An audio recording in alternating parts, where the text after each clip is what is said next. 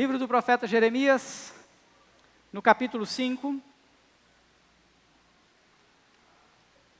Eu quero ler com os irmãos até o verso 19. E depois, no final, eu vou fazer a leitura dos versos 20 em diante, na nossa conclusão. Então, Jeremias, capítulo 5, a partir do verso 1. Os irmãos acompanhem comigo. O texto diz assim: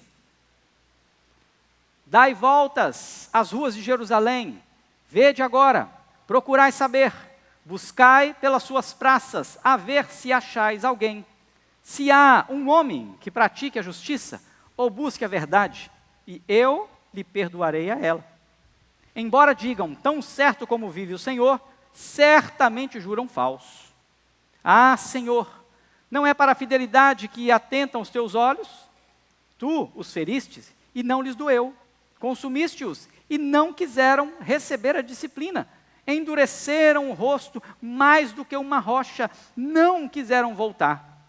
Mas eu pensei, são apenas os pobres que são insensatos, pois não sabem o caminho do Senhor, o direito do seu Deus. Irei aos grandes e falarei com eles, porque eles sabem o caminho do Senhor, o direito do seu Deus. Mas estes, de comum acordo, quebraram o jugo e romperam as algemas. Por isso, um leão do bosque os matará, um lobo do deserto os assolará, um leopardo estará à espreita das suas cidades, qualquer que sair dela será despedaçado, porque as suas transgressões se multiplicaram, multiplicaram-se as suas perfídias. Como vendo isso te perdoaria? Teus filhos me deixaram a mim, juraram pelos que não são deuses, pois, depois de eu os ter fartado, adulteraram em casa de meretrizes, se ajuntaram em bandos, como garanhões bem fartos, correm de um lado para o outro, cada um rixando a mulher do seu companheiro. Deixaria eu de castigar estas coisas, diz o Senhor, ou não me vingaria de nação como esta? Subi vós aos terraços da vinha, destruía, porém não de todo. Tirai-lhe as gavinhas, porque não são do Senhor, porque perfidamente se houveram contra mim a casa de Israel e a casa de Judá, diz o Senhor. Negaram o Senhor e disseram, não é Ele, e nenhum mal nos sobrevirá, não veremos espada nem fome. Até os profetas não passam de vento, porque as palavras não está, ou porque a palavra não está com eles, as suas ameaças se cumprirão contra eles mesmos. Portanto, diz o Senhor, o Deus dos exércitos, visto que proferiram eles tais palavras, eis que converterei em fogo a minha palavra na tua boca, e a este povo em lenha, e eles serão consumidos. Eis que trago sobre ti uma nação de longe, ó casa de Israel, diz o Senhor, nação robusta, nação antiga, nação cuja língua ignoras, e não entendes o que ela fala. A sua aljava é como uma sepultura aberta, todos os seus homens são valentes, comerão a tua cega e o teu pão. Os teus filhos e as tuas filhas comerão as tuas ovelhas, o teu gado, comerão a tua vide e a tua figueira, e com a espada derribarão as tuas cidades fortificadas em quem confias. Contudo, ainda naqueles dias, diz o Senhor, não vos destruirei de todo. Quando disserem, por que nos fez o Senhor, nosso Deus, estas coisas? Então lhe responderá, como vós me deixastes servir a deuses estranhos, na nossa terra, assim servireis a estrangeiros em terra que não é vossa. Feche seus olhos, ora ao Senhor, peça ao Senhor que fale ao seu coração.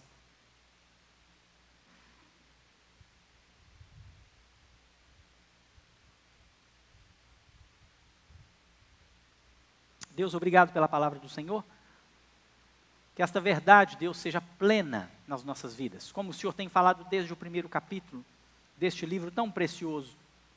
Continue conosco e que a minha boca se cale e o Teu Santo Espírito possa penetrar na nossa alma para que nós possamos compreender a verdade do Evangelho. Em nome de Jesus. Amém e amém.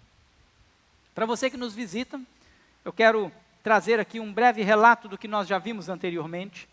Nós vimos aqui Deus chamando Jeremias, um homem de uma família sacerdotal, e Deus chama este homem para ser um profeta. Um profeta na nação de Judá, o reino do norte.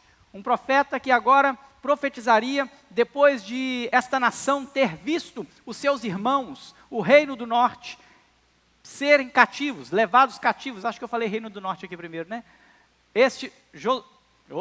Volta aqui.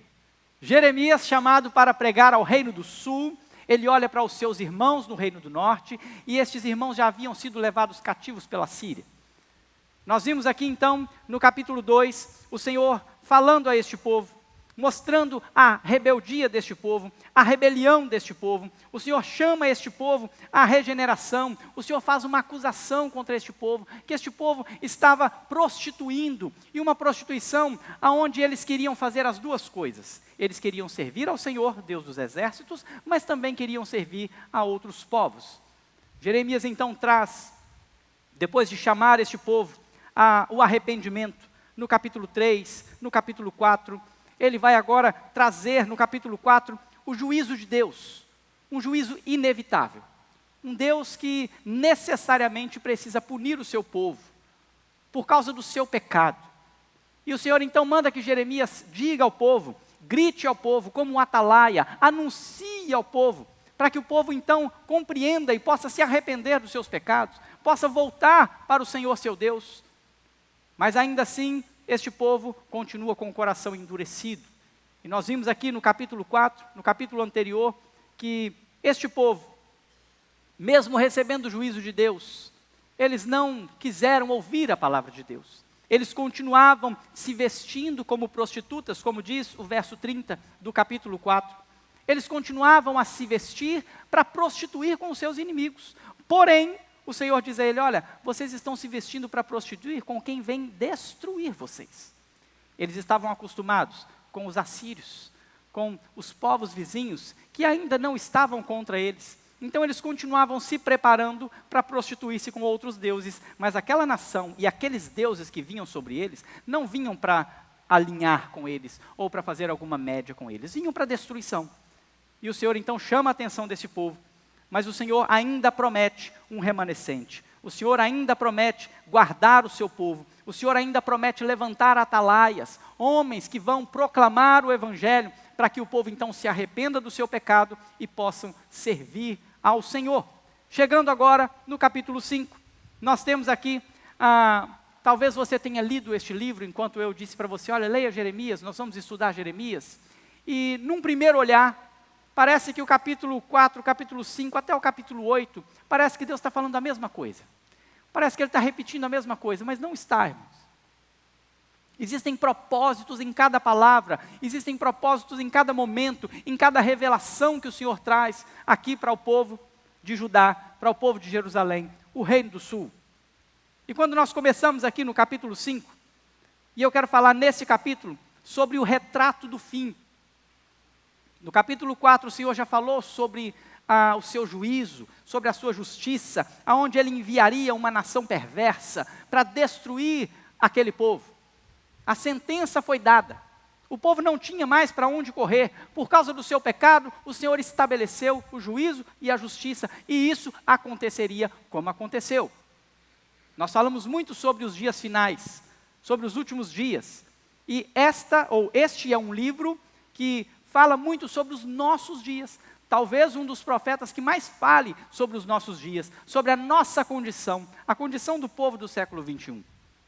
A condição do povo de Aracruz, a condição do povo do Brasil e do mundo nos dias de hoje, 2024. E então ele começa fazendo alguns relatos aqui. E eu queria chamar a sua atenção para o verso 1 e o verso 2, porque o primeiro ponto deste relato do fim, este retrato do fim que Jeremias vai trazer, é a falsidade que está no meio da nação. Então ele começa o texto dizendo assim, olha, dai voltas às ruas de Jerusalém, vede agora, procurai saber, buscai pelas suas praças, a ver se achais alguém, se há um homem que pratique o quê? A justiça. E busque o quê? A verdade. Quando Jeremias inicia aqui o seu capítulo 5, ele tem uma chamada do Senhor, como o Senhor fez com Abraão, lá em Gênesis capítulo 18. Em Gênesis capítulo 18, Abraão vai interceder pelo seu primo Ló. Ló estava na cidade de Sodoma. Ló estava nas regiões de Sodoma e Gomorra.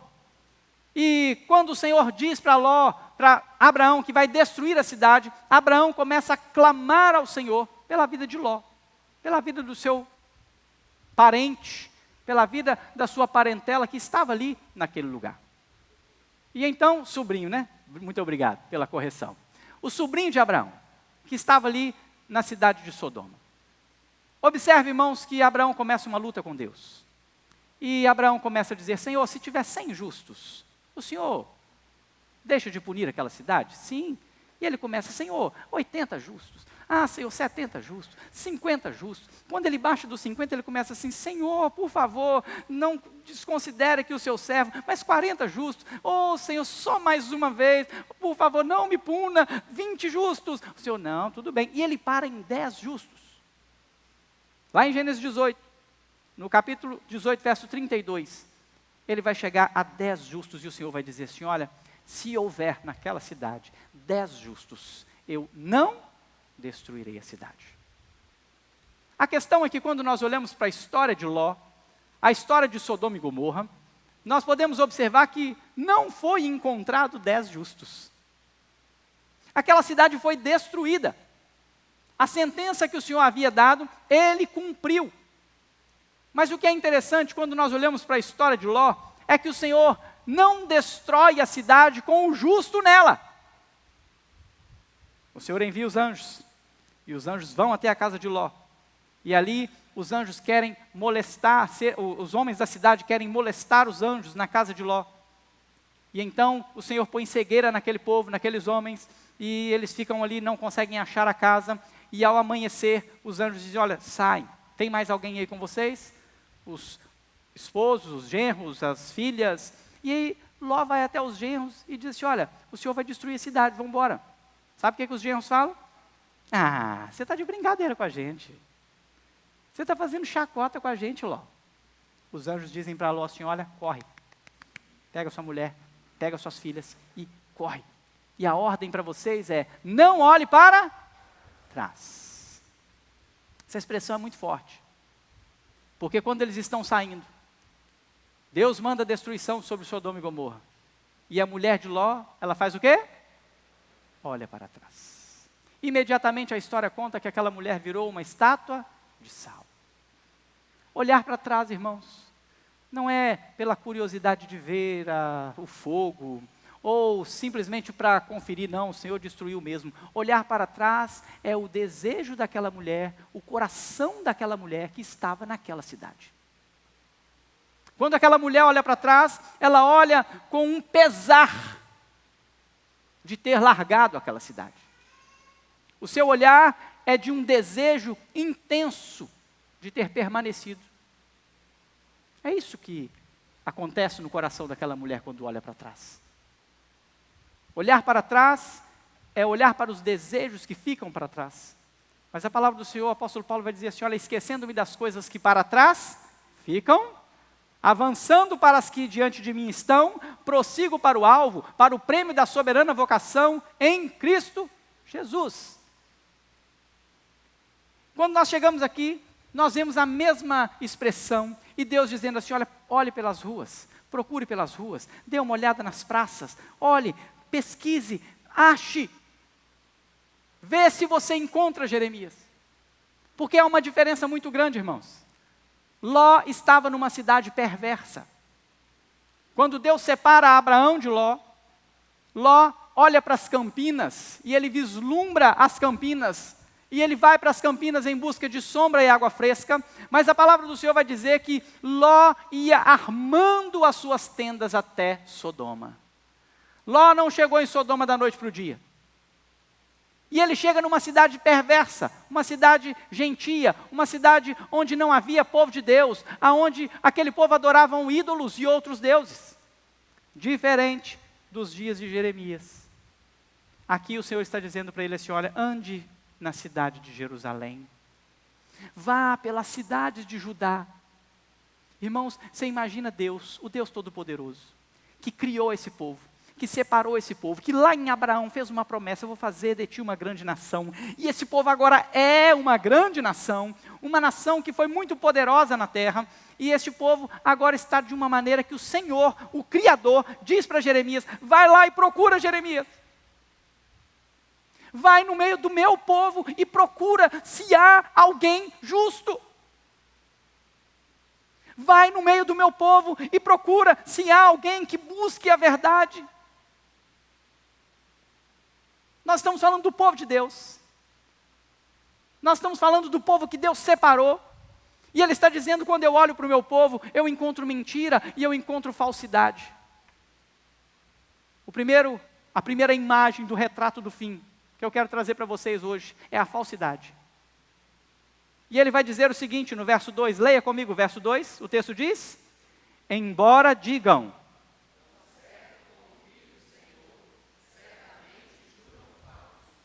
O Senhor olha para eles e diz assim: olha, esse povo, ô Jeremias, esse povo está acostumado a cultuar. Preste bastante atenção nisso. Esse povo está acostumado a oferecer sacrifícios. Isso faz parte da vida deles, da rotina deles. Eles batem no peito e dizem assim: nós temos por pai a Abraão. A lei é nossa. Você está olhando para um povo, Jeremias, que você vai ver esse povo trazendo e oferecendo sacrifícios, os sacerdotes nos seus turnos. Tudo isso estava acontecendo normalmente, irmãos. Tudo isso não havia cessado. Eles estavam oferecendo, eles estavam em Jerusalém, era o lugar do templo, era o lugar da adoração. Eles estavam no lugar onde eles ofereciam sacrifícios, aonde a tribo sacerdotal estava presente para levar a Deus a adoração do povo.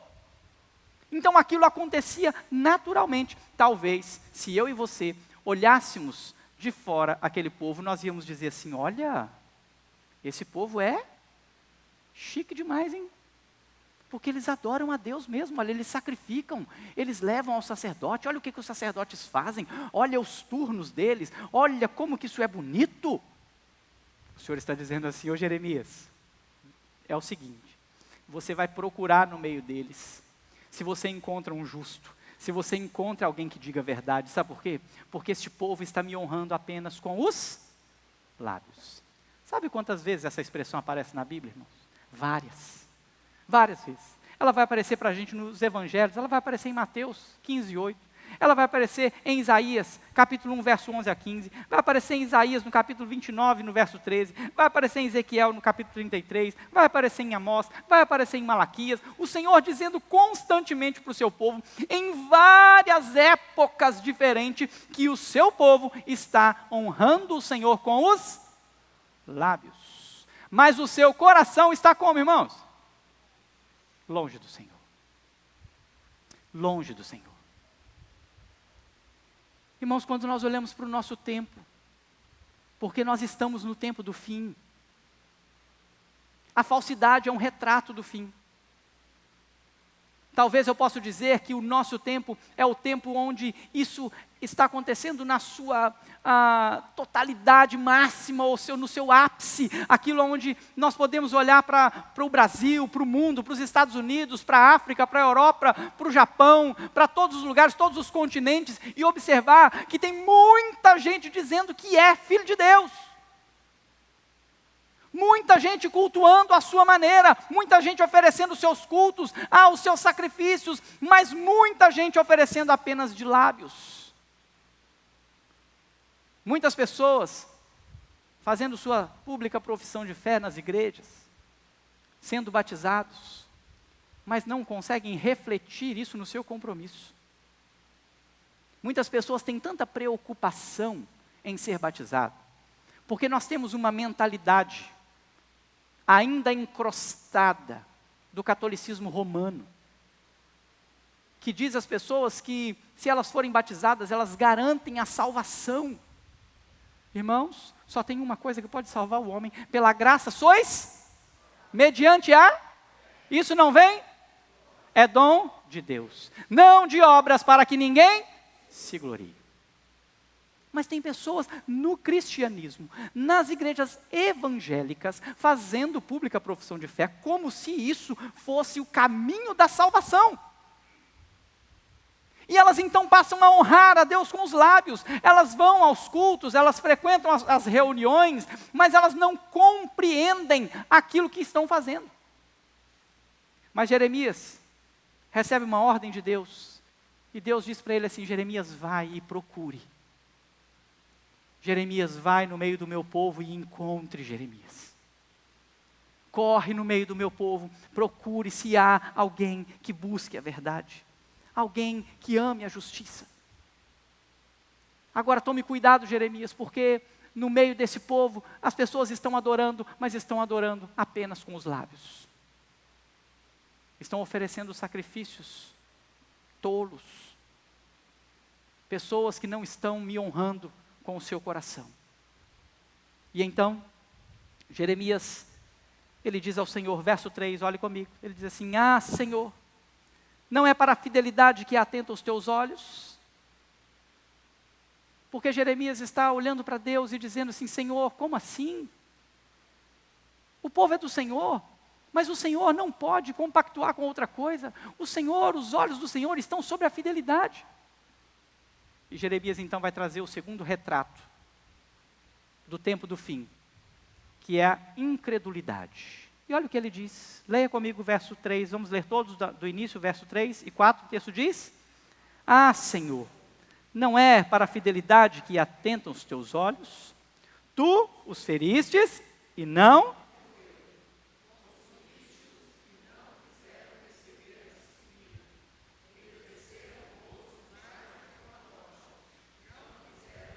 Segura aqui. Jeremias está olhando para o povo e está dizendo assim: Senhor, o que aconteceu com o povo, Senhor? O Senhor vem e mostra para esse povo. O Senhor fez com a nação do Reino do Norte. O Senhor levou aquele povo cativo e permitiu que Judá visse isso. Mas Judá, como nós vimos nos capítulos anteriores, viu a irmã Israel agindo com o engano, com a perfídia. Perfídia, irmãos, é engano, é traição, é desonestidade. Mas ainda assim, não quiseram receber a disciplina. Jeremias olha para o povo e olha para o Senhor, aquilo que o Senhor determina, aquilo que o Senhor diz para aquele povo, e o povo simplesmente não quer ouvir o Senhor, o povo não quer obedecer ao Senhor e não aceita a disciplina do Senhor. O povo está incrédulo quanto àquilo que o Senhor há de executar. O povo não consegue compreender e aceitar aquilo que Deus está fazendo na terra. Então Jeremias tem uma ideia. Olha o verso 4. Ele diz assim: olha, mas eu pensei, não são, ou são apenas os pobres que são insensatos, pois não sabem o caminho do Senhor, o direito do Senhor. Observe aqui. Jeremias está olhando para a sua nação, e naquele tempo, sim, havia pobreza, havia, sim, a desigualdade social, e nem todos tinham o mesmo acesso à compreensão da lei, à leitura da lei, ao ensino da lei. Eles tinham um ensino na sua questão verbal, era transmitido de pai para filho, naquilo que eles falavam, mas eles não tinham acesso àquilo que os reis tinham, àquilo que os sacerdotes tinham. Então ele diz assim: olha, não, talvez os pobres, por ter um pouco menos de acesso, talvez sejam eles que sejam insolentes, talvez sejam eles que não consigam fazer, e o Senhor deve estar bravo com eles. Eu vou fazer o seguinte, eu vou lá nos ricos, nos grandes, eu vou nos reis, eu vou naqueles que são poderosos, porque eles têm toda a capacidade, são instruídos. Quando nós olhamos para Daniel, Daniel é levado para Babilônia, porque ele era de família real, ele era de família instruída, eles eram homens sábios. Daniel, Azarias, Ananias e... esqueci o nome do outro agora. Misael, Ananias e Azarias. Eles eram de linhagem real. Mas olha o que Jeremias observa. Ele diz o seguinte: irei aos grandes e falarei com eles, porque eles sabem o caminho do Senhor, o direito do seu Deus, mas estes de comum acordo quebraram o jugo. Jugo é aquilo que faz com que dois animais andem na mesma direção. Eles quebraram a direção que Deus dava a eles. Eles de comum acordo romperam as algemas, eles não quiseram receber a disciplina, assim como os demais. A incredulidade. Não compreenderam o seu Deus. Não quiseram receber a disciplina do seu Deus. Agora, irmãos, a palavra do Senhor vai dizer que o pai disciplina ao filho que ama. Se o Senhor tivesse nos entregado, isso não seria prova de amor. O nosso Deus nos ama tanto, Ele nos ama tanto que Ele nos corrige. Nós temos um Deus tão precioso, mas nós estamos vivendo um tempo, irmãos, com tanta incredulidade. Nós estamos vivendo um tempo onde as pessoas, elas não estão aceitando, as pessoas estão esperneando, remoendo, quando são chamadas a atenção. As pessoas estão ignorando quando nós chamamos a atenção. Irmãos, a gente vê isso no ato do culto. Quando eu digo para os irmãos assim, as crianças vão descer e o adulto vai ficar, o adulto faz o quê, irmão? Levanta e vai. Irmão, estou falando de coisa simples. Eu estou falando de desobediência simples. Estávamos no acampamento da federação de UMP. E o primeiro culto, na sexta-feira pela manhã, um salão muito grande, nós com mais de 150 meninos. E aquilo manda para lá, e manda para cá, e manda para lá, e o louvor está acontecendo, e eu estou ali, Senhor da glória, o que eu vou fazer aqui, Jesus? E um menino anda para um lado, e o outro levanta, e o outro pega água, e o outro vai no banheiro, e o outro faz isso, e o outro... Terminou o louvor. Aí o primeiro dia, fui fazer um combinado com eles. Aí eu trouxe uma premissa que o pastor Vinícius sempre nos ensinou aqui, né? Que a obediência traz a bênção. Eu falei assim, olha, nós temos aprendido que a obediência traz a bênção. E aí eu fiz um combinado com aqueles meninos. Ninguém vai se movimentar. Ninguém vai levantar. Ninguém vai pegar água. Ninguém vai no banheiro. Eu já falei isso aqui. Mas, irmãos, coisa simples, nós não somos capazes de obedecer ao Senhor e de receber uma disciplina. E de ser chamado a atenção. Se o diácono ali na porta virar para você e falar assim, não, você não vai descer não, porque o pastor disse que não é para você descer. Sabe o que vai acontecer, irmão? Você não volta aqui domingo que vem. Você não é capaz de obedecer à autoridade do diácono que está ali na porta, que foi eleito para tal. Porque o mundo está vivendo dessa maneira. Não aceitam, quebram as algemas, não querem a repreensão, quebram o jugo, não querem andar na direção. Se eu estou dizendo para você que você não deve descer quando você vai levar o seu filho, porque as professoras já estão ali para isso, é porque você vai perder. Quem vai perder é você. É porque você não vai conseguir acompanhar a leitura do texto, você não vai conseguir acompanhar a introdução do sermão, e você vai ficar perdido no meio do sermão. Quando você levanta no meio do sermão, e você vai tomar água, você perdeu aquilo que falou em 5 minutos, 10 minutos, o sermão já é curto, irmãos. E olha que eu ainda seguro vocês aqui até 8h15, alguns acham ruim. Às vezes eu seguro até 8h20. E quando Deus fala muito, eu seguro até 8h30. Porque eu tenho que fazer aquilo que Deus manda fazer. Não é aquilo que o irmão quer, sentado aí no banco. Você está entendendo, irmão? Irmão, nós estamos aqui entre o povo de Deus. Nós não somos estranhos, não. Sabe, tem dia que eu subo aqui no púlpito e parece que eu estou no meio de um monte de estranhos. Mas não estamos. Nós somos o povo de Deus. Olha para o lado aí, dá uma olhadinha para o lado. Olha aí para os seus irmãos aí, atrás, na frente. Tem alguém estranho aí, irmãos? Irmãos, nós somos todos povo de Deus. Nós somos todos amigos, somos todos de casa. Quando você sair daqui a pouco, quando eu terminar, você vai juntar ali e vai bater um papo, e vai tomar um cafezinho, e você tem essa oportunidade de fazer isso nessa hora, mas aqui agora, nesse momento, é hora de você ouvir a palavra de Deus, mas assim como aquele povo, nós temos feito isso, rejeitado a disciplina. Irmãos, isso é incredulidade.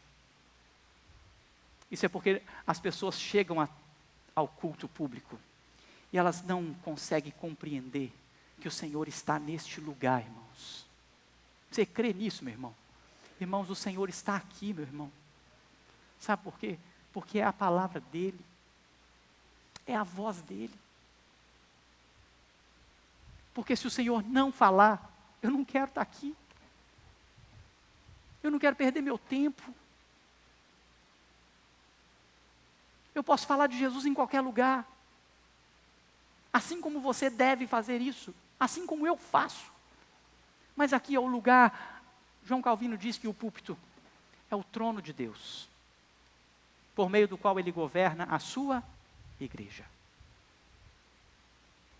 Este é o trono de Deus. Vocês lembram da rainha Esther? Quando ela precisou entrar, porque ela precisava salvar o seu povo, ela disse para o seu, é o que, primo? Tio? Me ajudei. Tio. O parentesco hoje meu aqui está meio atrapalhado.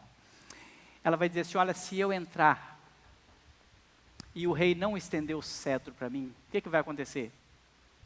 Eu vou morrer. Irmãos, nós entramos na presença do Senhor, quando nos reunimos como igreja, nós entramos na presença do Senhor.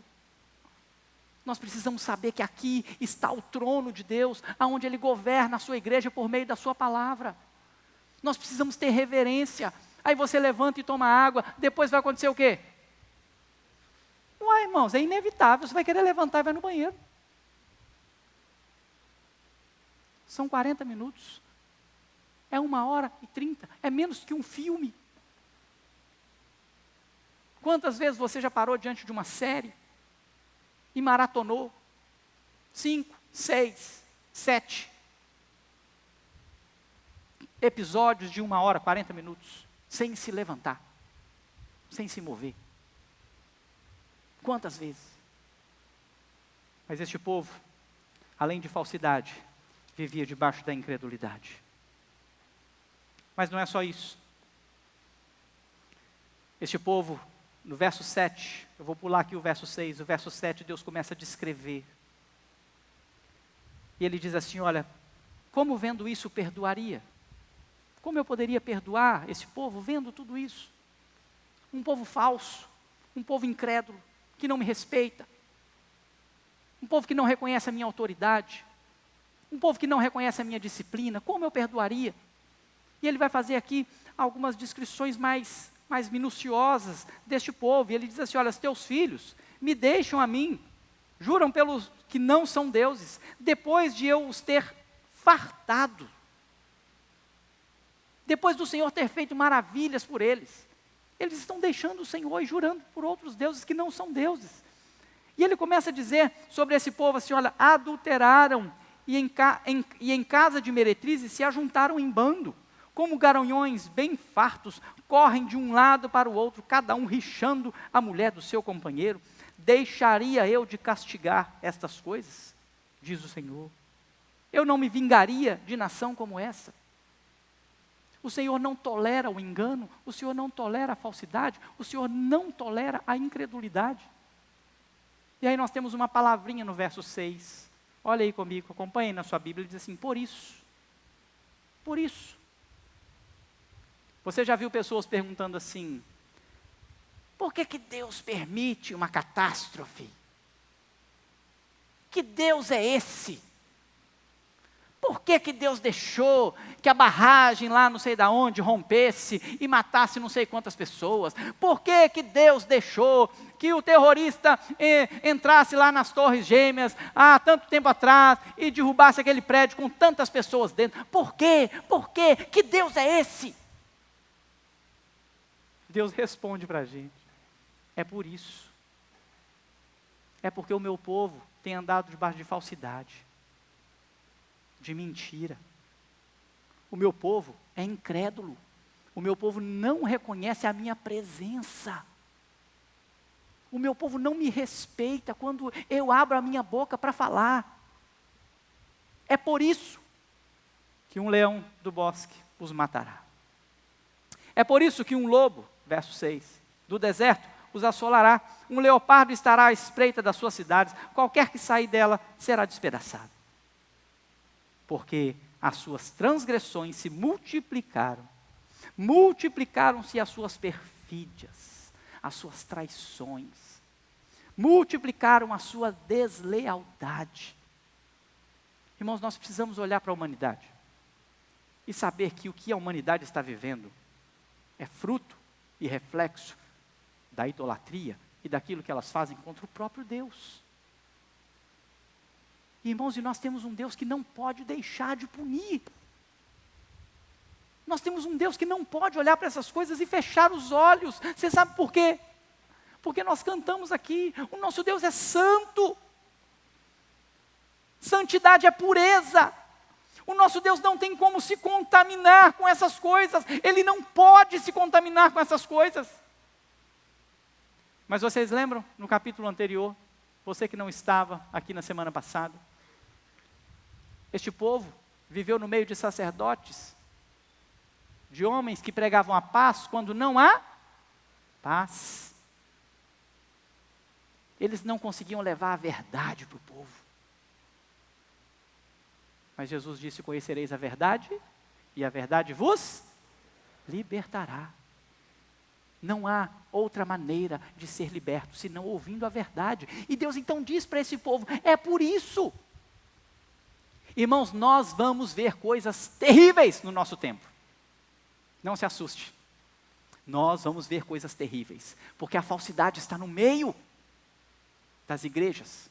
Como o apóstolo Paulo mesmo diz a Timóteo: a mentira, o engano, a desobediência.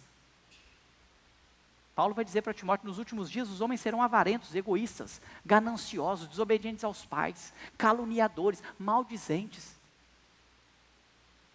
O apóstolo Paulo vai dizer que os nossos dias seriam assim.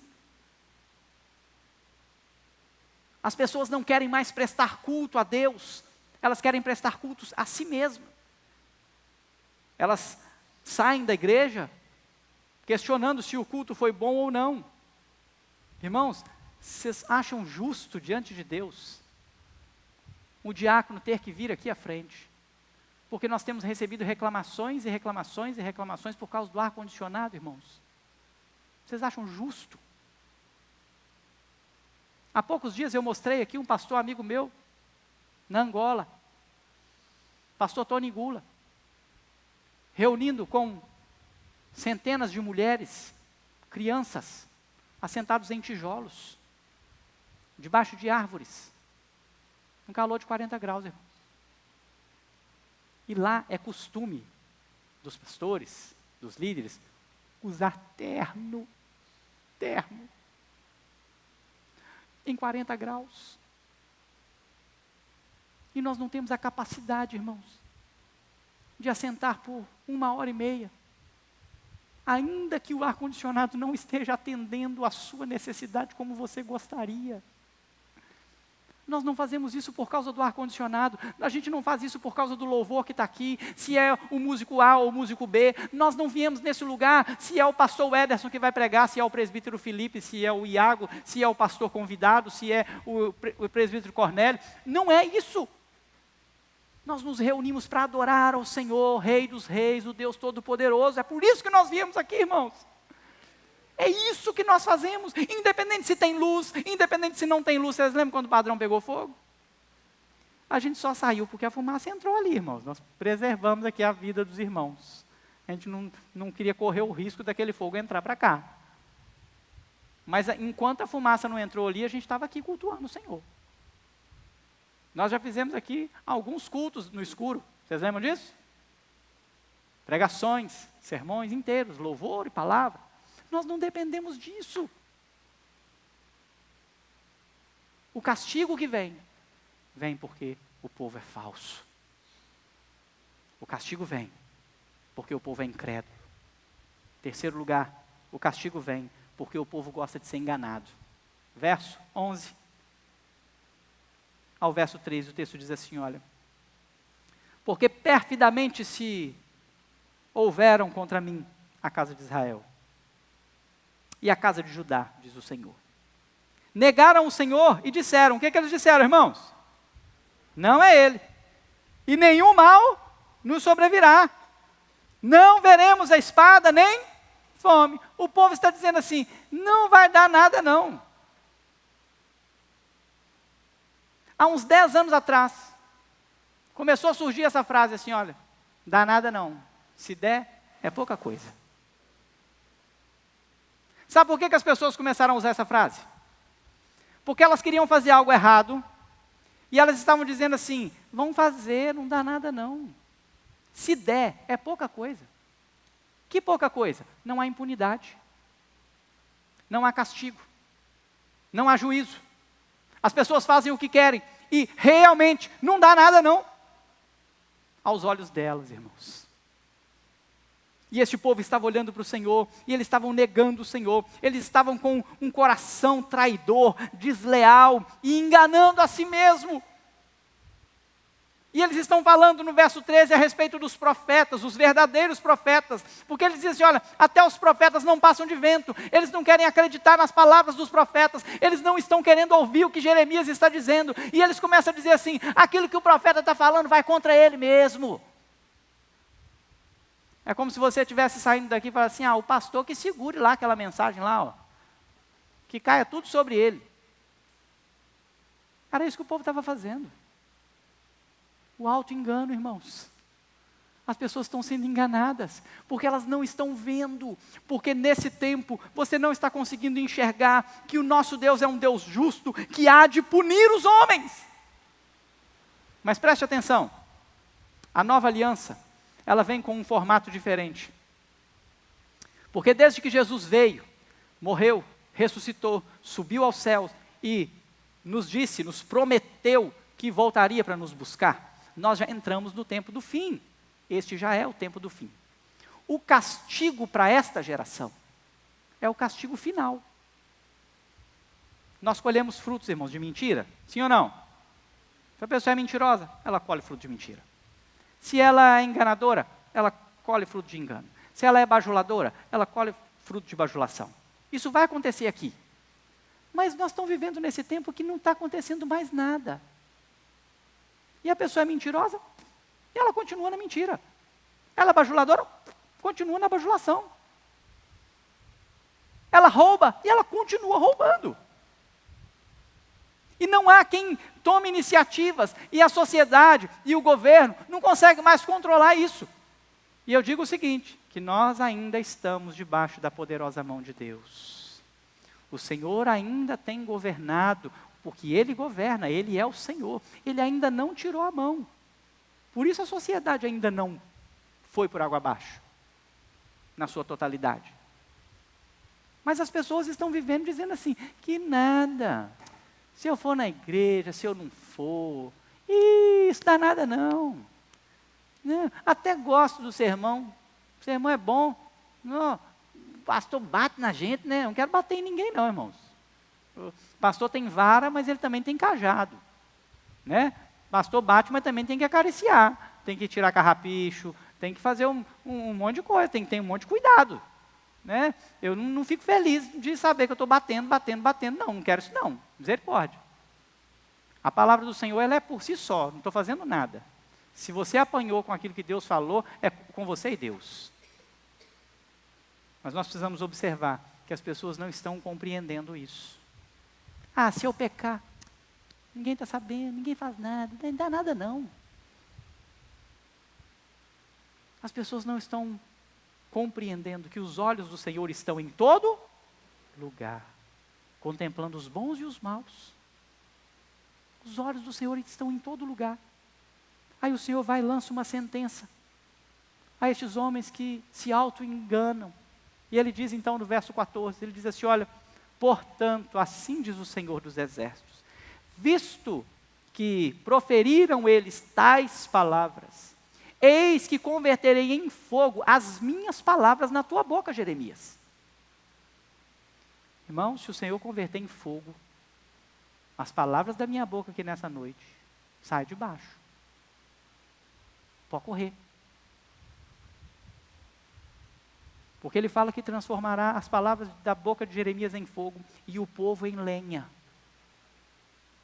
Além de transformar as palavras de Jeremias em fogo, as palavras dele na boca de Jeremias em fogo, ele transforma o povo, esse povo perverso, esse povo mentiroso, falso, incrédulo, esse povo que não busca o Senhor, que acha que não vai dar nada não, um povo que se auto-engana, ele converte esse povo em lenha, e esse povo é consumido.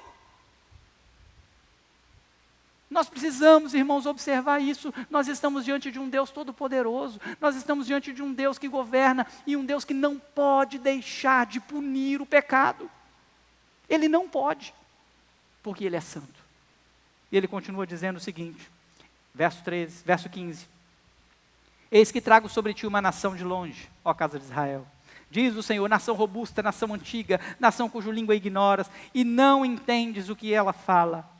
A sua aljava é como a sepultura aberta, todos os seus homens são valentes, comerão a tua cega e o teu pão, os teus filhos e as tuas filhas, comerão as tuas ovelhas e o teu gado, comerão a tua vide e a tua figueira, e com espada derribarás as tuas cidades fortificadas em quem confias. Sabe qual que é o problema disso? Este povo que não creu, este povo que não compreendeu, a palavra de Jeremias se tornou sim. A palavra de Deus se tornou fogo na boca de Jeremias, e o povo em lenha. Lá em 2 Crônicas, capítulo 36, nós vemos o desfecho daquilo que Deus disse que aconteceria. Então observe aqui, dá nada não? Não é bem assim não. Dá sim. E deu. 2 Crônicas, capítulo 36, a partir do verso 17. Por isso o Senhor fez subir contra ele o rei dos caldeus, o qual matou seus jovens à espada, na casa do seu santuário, e não teve piedade nem dos jovens, nem das donzelas, nem dos velhos, nem dos mais avançados de idade. A todos os deu nas suas mãos. Todos os utensílios da casa de Deus, grandes e pequenos, os tesouros da casa do Senhor e os tesouros do rei, e todos os seus príncipes, tudo levou ele para a Babilônia. Queimaram a casa de Deus e derribaram os muros de Jerusalém. Todos os seus palácios queimaram, destruindo também todos os seus preciosos objetos. Os que escaparam da espada, a esses levou ele para a Babilônia, onde se tornaram seus servos e de seus filhos, até o tempo do reino da Pérsia. Para que se cumprisse a palavra de quem, irmãos? Do Senhor. A palavra do Senhor se converteu em fogo. É para o cumprimento da palavra do Senhor. Por boca de quem? De Jeremias. Irmãos, não se esqueçam. A palavra do Senhor não volta vazia, ela não volta atrás. O Senhor não é um Deus que é homem para que minta, nem filho do homem para que se arrependa. Não pode.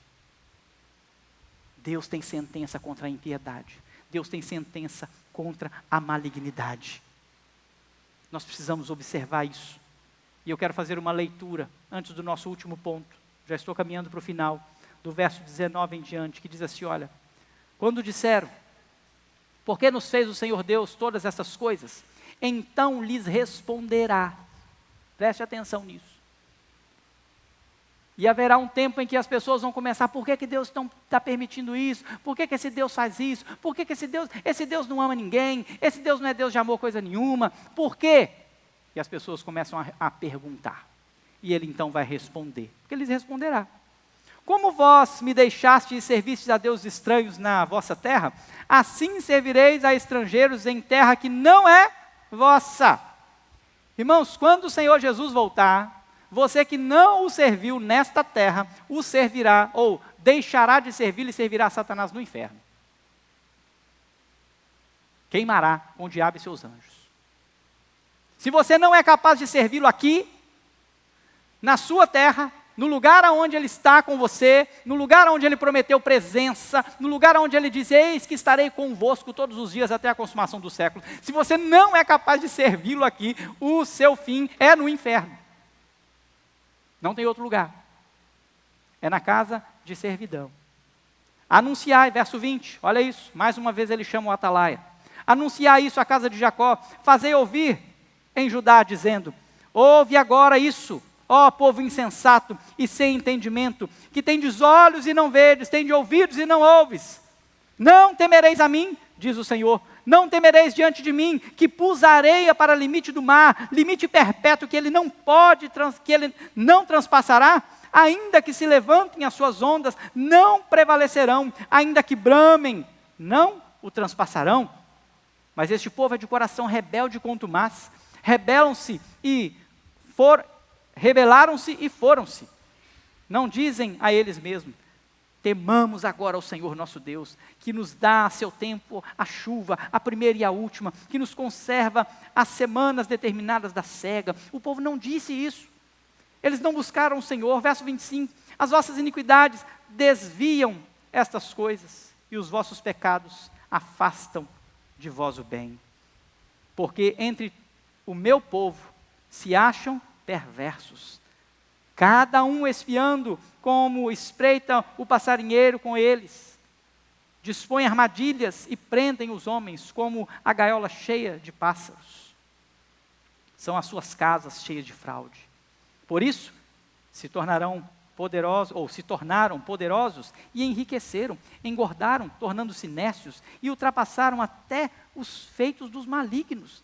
Não defenderam a causa dos órfãos para que prospere, nem julgaram o direito do necessitado. Não castigaria eu estas coisas, diz o Senhor? Não me vingaria eu de nação como essa? Coisa espantosa e horrenda se andam fazendo na terra. Os profetas profetizam falsamente, os sacerdotes dominam de mãos dadas com eles.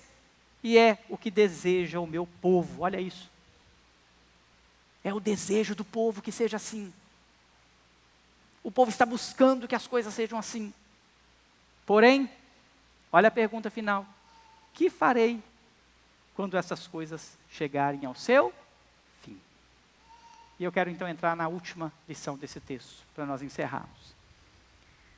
O Senhor tem um remanescente. No retrato do fim, você tem de um lado a falsidade, a incredulidade, o auto-engano. Mas do outro lado, você tem o remanescente e o remanescente fiel. Leia comigo o verso 10. O texto diz: subi vós aos terraços da vinha. Todo mundo achou aí? Verso 10, capítulo 5, versículo 10. O texto diz: subi vós aos terraços da vinha, destruía, porém não de todo. Tirai-lhe as gavinhas, porque não são do Senhor. Verso 18, o texto diz: contudo, ainda naqueles dias, diz o Senhor, não vos destruirei de todo. Nós temos aqui os remanescentes. Sabe quando Deus diz para Jeremias assim: vai lá e olha no meio do povo. Vai lá, Jeremias, busca nas praças, busca lá nos cantos mais remotos. Jeremias, anda pela cidade e procure, porque eu tenho um povo.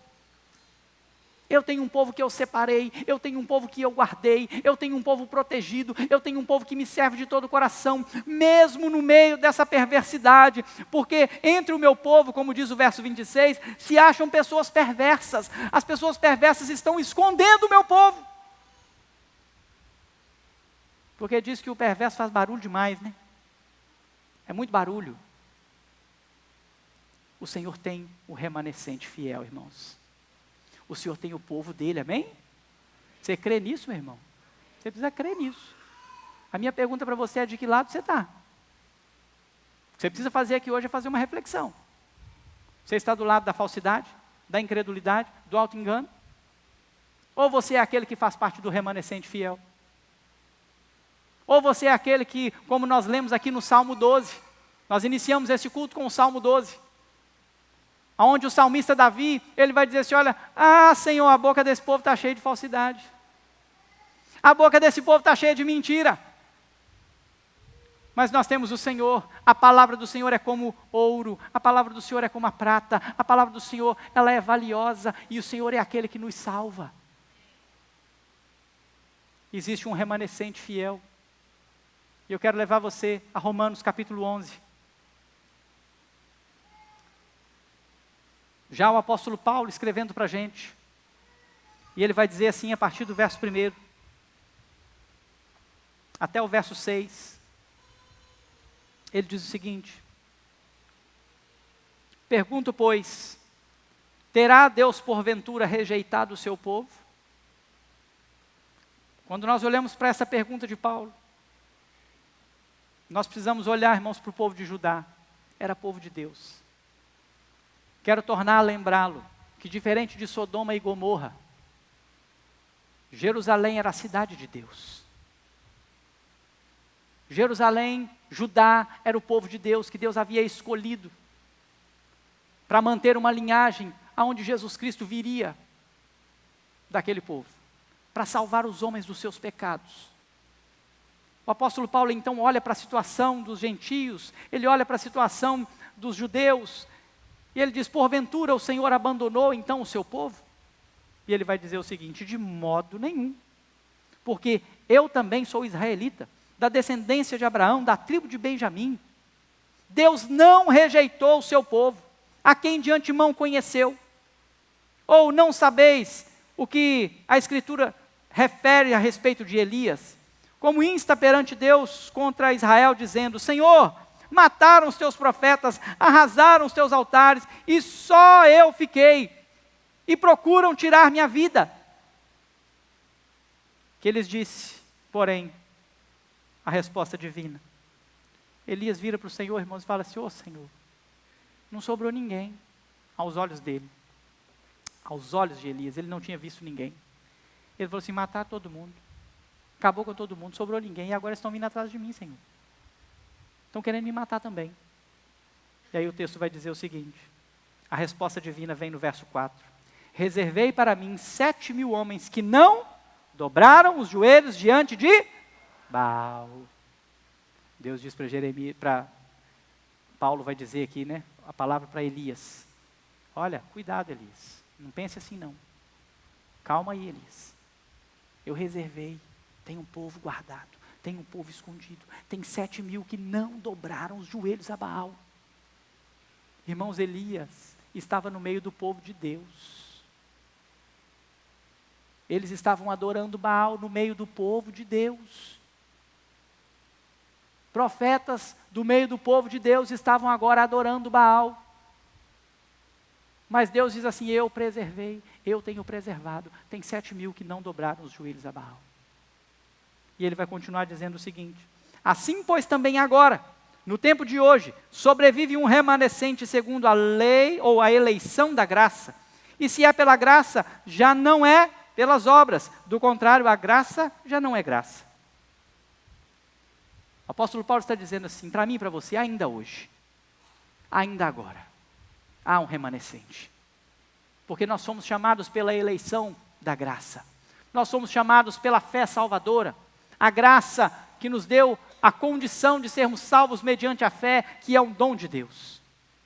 Por isso ele vai dizer que não é por obras, para que ninguém se glorie. Irmãos, há um remanescente. Há um remanescente. Há o escolhido de Deus. Deus chama Jeremias e diz para Jeremias: Jeremias, eu vou destruir, mas eu não vou destruir tudo. Porque tem um remanescente fiel. Tem um povo fiel. Irmãos, quando nós chegarmos no fim, o último dia, o dia que o Senhor vier buscar a sua igreja, Ele vai fazer como a parábola do joio e do trigo. Os anjos vêm e ajuntam o joio e o lançam no fogo. E Ele pega o trigo, ajunta o trigo e leva para o celeiro do seu Senhor.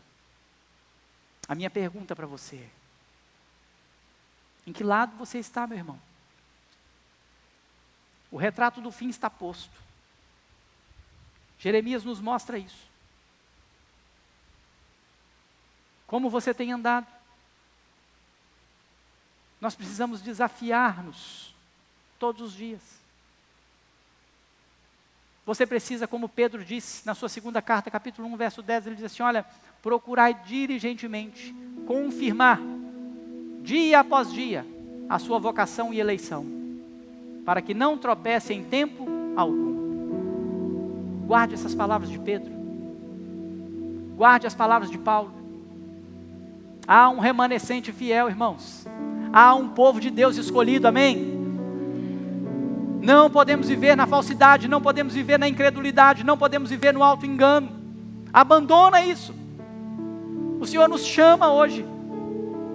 O Senhor chama você para sair do engano. Parar de achar que não vai dar nada não. Vai sim, irmãos, vai dar sim. Haverá um dia que o céu se abrirá, o Senhor virá buscar a sua igreja. Ele levará o seu povo para a eternidade com Ele. Mas Ele lançará no inferno o diabo, seus anjos e todos aqueles que não foram escolhidos por Ele. Como está a sua vida, meu irmão? Você tem oferecido o seu corpo como sacrifício vivo, santo e agradável a Deus, que é o vosso culto racional? Ou você tem tido dificuldades com isso? Não pense que vir à igreja é algo que você está fazendo para o pastor. Não pense que cultuar ao Senhor, fazer parte de um pequeno grupo, vir à escola bíblica dominical, reunir na sua casa, com a sua família, para o culto doméstico, seja aquela oração simples que você faz com a sua família, seja você que consegue fazer algo mais elaborado. Será que o seu desejo está para isso? Quando você faz isso, você não faz para o pastor, porque o pastor que está aqui com a mesma responsabilidade que você, de cultuar ao Senhor. Será que você tem pensado que, não tem problema não, domingo que vem eu vou na igreja, bobagem, nossa, estou cansado demais, negócio de culto de oração, para mim não dá não, culto de oração, terça-feira, já trabalhei segunda, irmãos, é terça-feira, a semana está só começando, você ainda está com a força toda, com todo o vigor, você ainda está assim, pleno, e você diz assim, não dá nada não tem problema não, culto de oração. Será que você tem levantado aos domingos pela manhã com o desejo de servir ao Senhor? Será que você tem levantado domingo pela manhã com o coração ardente, porque o Senhor separou esse dia para você adorar Ele? O Senhor tem os seus remanescentes, que querem buscá-lo, que querem adorá-lo o tempo todo, que não trocam um tempo com o Senhor por qualquer outra coisa. Mais vale um dia nos teus atos do que 1000 em qualquer outro lugar. Será que o seu coração está dizendo isso? Ou será que você tem vivido enganado? Será que o seu coração tem buscado ao Senhor com intensidade? Ou você tem sido só um religioso que senta no banco aos domingos quando dá? Onde está o teu tesouro, aí estará o teu coração. Aonde está o teu tesouro, irmão? Aonde está? Na sua casa? Nos seus bens? No seu trabalho? Nos seus amigos? No seu lazer? No seu esporte? Ou o seu coração está no Senhor? Fique de pé, feche seus olhos, coloque sua vida diante do Senhor. É a oportunidade de você fazer a sua oração e reconhecer o Senhor diante dEle. É momento de conserto para alguns. É momento de renovo para outros. É momento de fortalecimento para outros.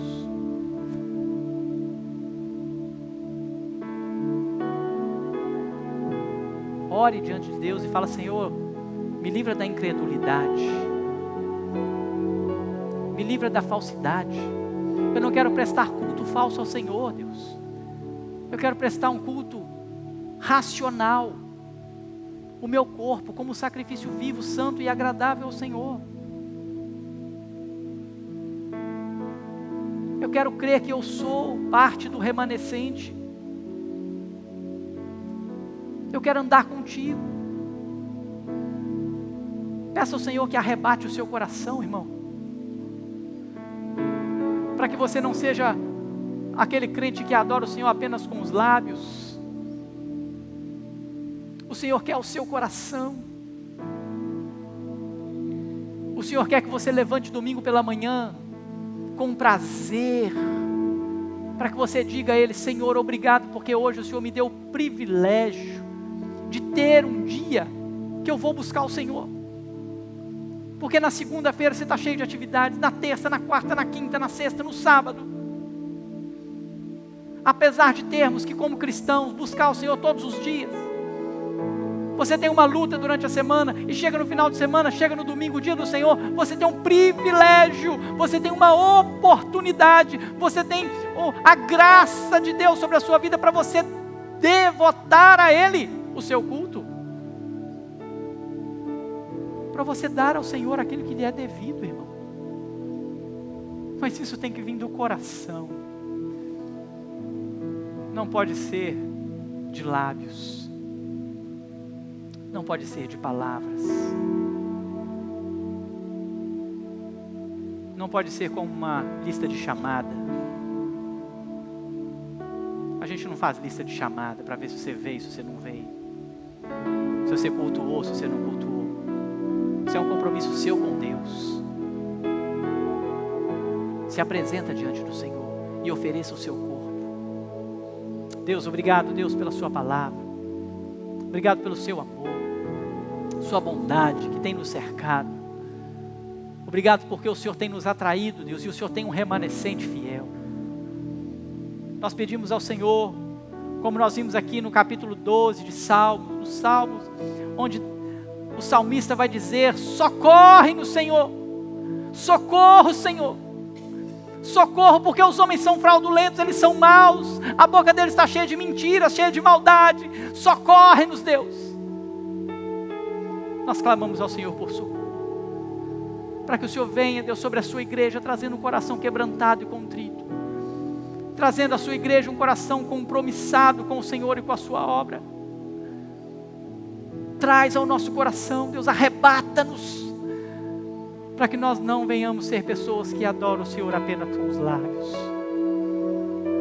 para que nós não venhamos a cair, Deus, como lenha no fogo abrasador das suas palavras, para que o nosso coração esteja no Senhor, guardado pelo Senhor, aonde ao limpar a vinha, o Senhor separa as uvas,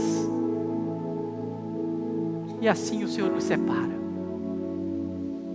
Nos conduza, Senhor, leva-nos em paz. Nos dê uma semana de reflexão, de saber quem somos, saber a quem servimos e ter um coração totalmente voltado para o Senhor, para obedecer o Senhor, sabendo que o Senhor é justo, punirá os pecados da humanidade. O Senhor é um Deus que já fez isso, e o Senhor já puniu em Jesus Cristo os seus eleitos.